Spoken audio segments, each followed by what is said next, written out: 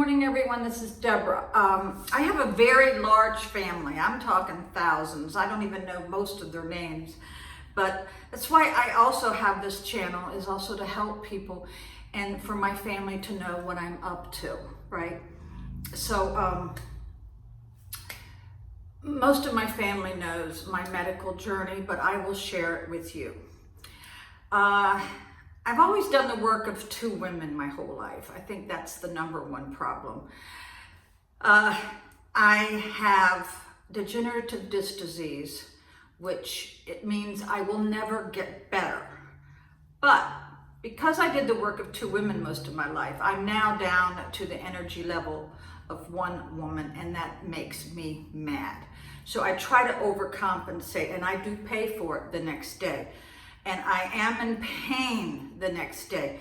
I have probably 1,000 lidocaine patches, 5%, and I have a lot of BioFreeze. And the only way sometimes I can function is with Flexeril.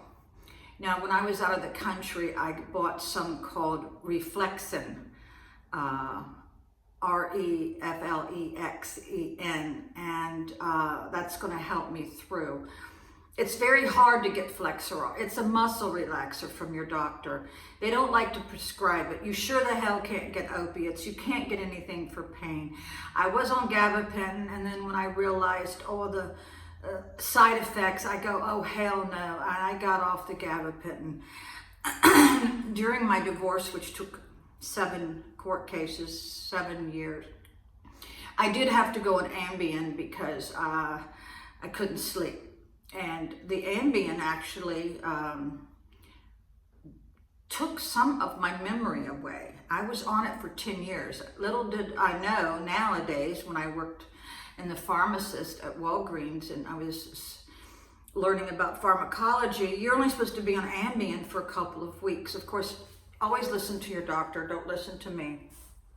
So I have a little bit of neuropathy in my toes. That's why they also prescribe gabapentin, but they prescribe gabapentin for a lot of reasons.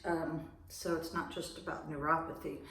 But when I was very sad in my marriage, I was given, it's Neurontin.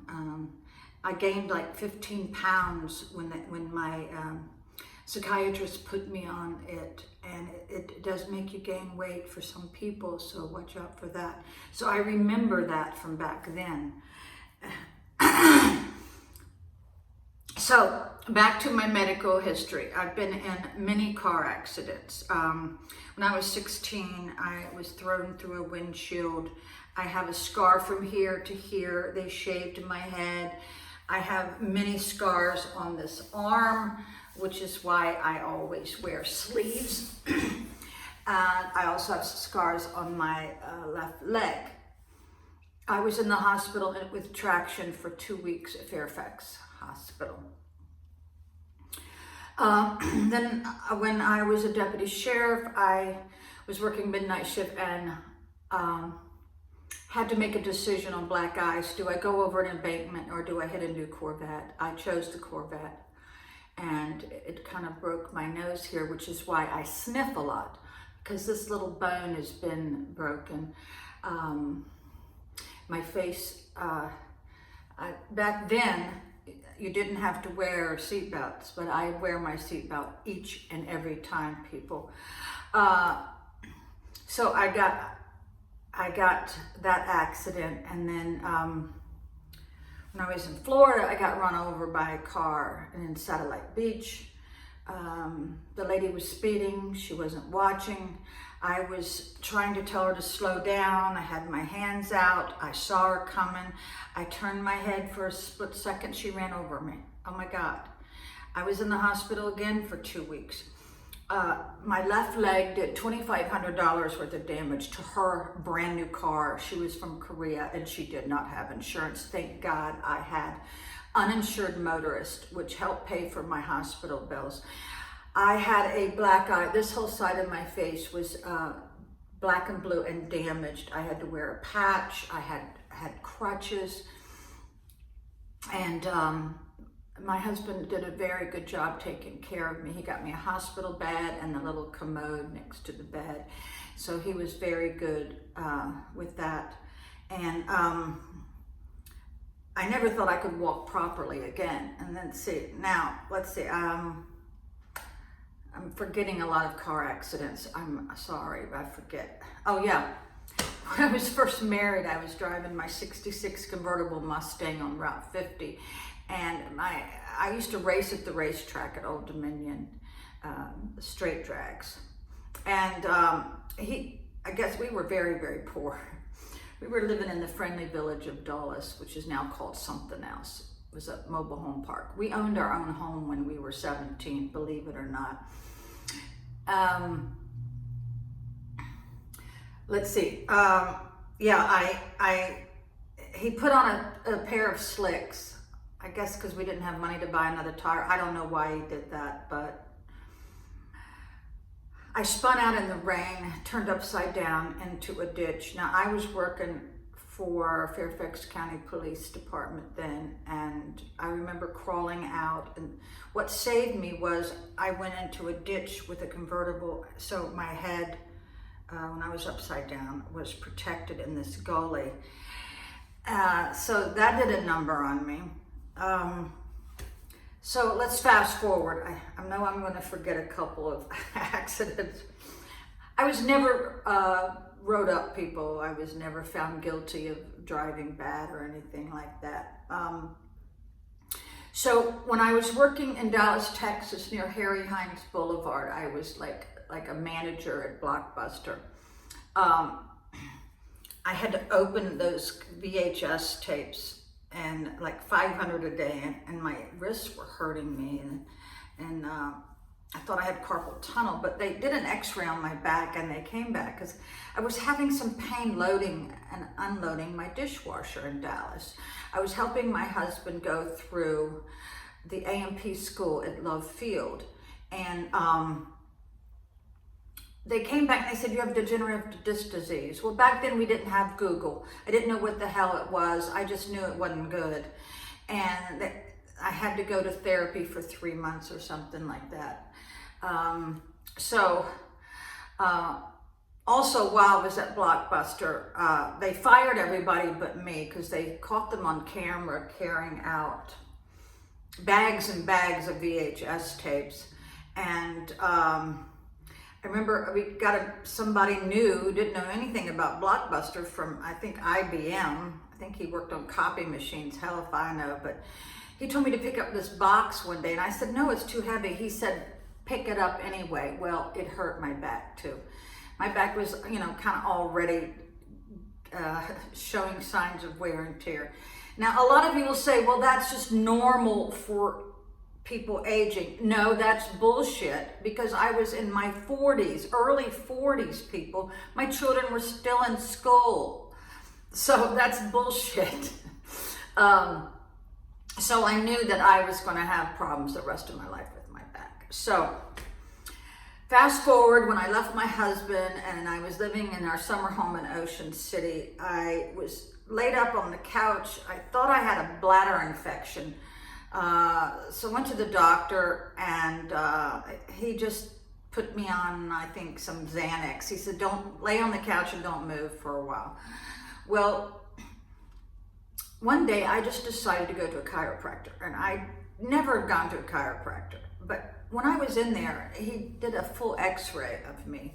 He sat me down for over 45 minutes and drew diagrams, and I kept the paperwork. And he said, you have everything that could possibly be wrong with your back. You have it all. So then I started researching doctors because I knew I was going to have problems.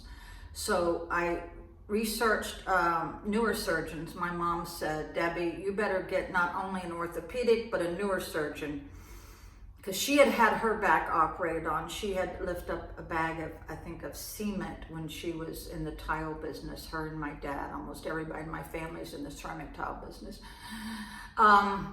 So she gave me some good advice. I researched for 2 years Now, during this time, I'm in the middle of going to divorce court and all this stuff. And I had to file disability with Social Security. And I was in so much pain, I could only work 2 hours a day. And it took me 2 weeks because you have to get a lot of data together when you file for disability. Always keep your work history, always keep the dates, always keep every doctor you've ever been to. Always ask for copies of the paperwork of that day because that will speed up your disability immensely. So they don't have to go, because that's mostly the delay is when Social Security has to go and contact each doctor and get all the notes. That takes sometimes a year. Well, I never changed my name during the divorce. I kept it. So all my medical records were in the right name. Now, my little sister, she changed her name and so none of her records matched. So she had to wait an extra, I think, 2 years. So don't change your name, people. You just complicate your case. I got my disability in 4 months. I had to go see the disability, the doctor that Social Security wanted me to see, an independent, someone I'd never seen before. So I remember having to drive like forever from Ocean City, Maryland. And he took one look at me and looked at my records that I brought, and he said, "You're disabled, no question about it." Plus I had 2 other doctors, the chiropractor and then my neurosurgeon all agreed. So 3 different doctors said, yeah, I'm disabled. So within 4 months, I had a check in my checking account. From the day that you start applying and you complete that application is where they go retroactively back to that date to give you all the money from Social Security. So then as time went on, I got my divorce and everything, and believe me, my ex was extremely in shock when I produced this disability paper in court. He says, "I want a copy of that." A lot of my family didn't believe that I was disabled. And I said, well, number 1, you're not a doctor. Number 2, you don't have my body. You're not around me 24 hours a day. You don't know my pain. So, screw them. You're going to have a lot of naysayers because they look at me and they go, "Oh, well, you look good. You can walk." Well, a lot of disabled people can walk. Okay, so when you see somebody parked in disabled parking, get out of your car and help them, even if they look good, okay? Because believe me, it's not easy to get disability. A lot of people have cancer and other diagnoses that has nothing to do with whether or not they're in a wheelchair, people. So fast forward 5 years ago, I couldn't walk at my job at Walgreens. I was limping badly, and I was hurting in my groin area, the groin area. I don't have to tell you. So I went to an orthopedic surgeon in the same building as where my neurosurgeon was, and he did an x-ray, and he says, "Oh my God, you've already wore down 11 millimeters. You're bone on bone. We need to put you in the operating room immediately." Now, this was before the pandemic. So that right hip, I chose ceramic. That right hip was replaced, and I have no pain at all. The only thing to remember when you have to have a hip replacement is start making ice. Now, fast forward another 3 years, I'm still at Walgreens, and all of a sudden, out of nowhere, I start limping on the left side, this side. And I already knew what it was, and I was limping. I knew what I had to do. I'd go. Now, my back was really hurting bad too. Now, I think I forgot to mention that my neurosurgeon put 6 rods in my back. Yeah. I had to wear a brace for 3 months, and never have back surgery until there's no other recourse. That's what they tell you. So I do have limited motion. I wish I could dance. I can slow dance, can't fast dance, but yeah, I had to have 6 screws put in my back. I had a laminectomy and a spinal fusion. So I forgot that part out. Uh, so on my left hip, it was in the middle of the pandemic. My ex-husband said, I'll drive you. So he had to drive me like, I guess almost an hour and a half for the surgery. My brother showed up. This surgery was different. I'll tell you why. Coming out of the surgery, I was telling the lady, I said, I'm in pain. I'm feeling burning. And they really didn't really address that, as not like they did on this hip. But during this time, the opiate crisis was in the middle, and I guess they're very stingy with their pain reliever. So I knew from that point on I was going to have issues with this hip. And if I step down wrong or move my body or twist my body a little bit funny, I will get a twinge of pain on the left side. Now I can run, I can do anything that you all can do, but not for very long. And if I overdo it one day, I am suffering the next. So the surgery, I considered a success on this side too, other than the fact that the lady in the recovery room was just ignoring me. Yeah, that's why it's very important to have somebody in the hospital with you. So that's my history, and